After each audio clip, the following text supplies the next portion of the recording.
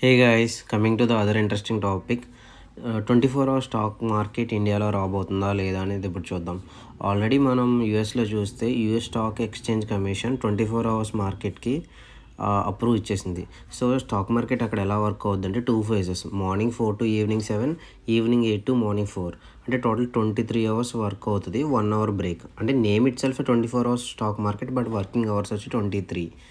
So ఇదే మన ఇండియాలో ఇంప్లిమెంట్ చేద్దామని నేషనల్ ఎన్ఎస్సి సెబీకి అప్లికేషన్ పెట్టుకుంది, but it is in still progress. ప్రస్తుతం అయితే ఇండియాలో 9 to 3:30 స్టాక్ మార్కెటింగ్ అవర్స్ నడుస్తున్నాయి. ఇండియాలో కూడా సేమ్ మోడల్ అప్లికబుల్ అయితే మనకు వచ్చే అడ్వాంటేజెస్ ఏంటి, డిసడ్వాంటేజెస్ ఏంటో ఇప్పుడు చూద్దాం. అడ్వాంటేజెస్ ఏంటంటే మన ఇండియన్ మార్కెట్స్ కూడా వేరే మార్కెట్స్తో లింక్ అవుతాయి. గ్లోబల్ మార్కెట్స్లో వాళ్ళ యొక్క ఓపెనింగ్ క్లోజింగ్ పాయింట్స్తో మన ఎఫెక్ట్ ఉంటుంది. ఇంకొకటి ఏంటంటే అక్కడ ఏదైనా మేజర్ ఇంపాక్ట్స్, ఏదైనా వార్ కానీ ఏదైనా ఇష్యూస్ అయితే మనం ఆ లాస్ని మినిమైజ్ చేసుకోవడం కోసం, మార్కెట్ మీద రియాక్ట్ అవ్వడం కోసం నెక్స్ట్ డే మార్నింగ్ వరకు వెయిట్ చేయాల్సి వస్తుంది.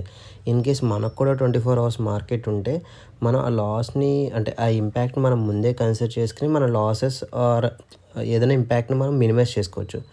ఇంకా కమింగ్ టు ద డిసడ్వాంటేజెస్ ఏంటంటే 24 hours మార్కెట్ ఉంటే ఇన్వెస్టర్స్ హెల్త్ పాడైపోద్ది. There is no family time, as well as break ఉండదు వాళ్ళకి. 24 hours స్టాక్ చూస్తూనే ఉండాలి.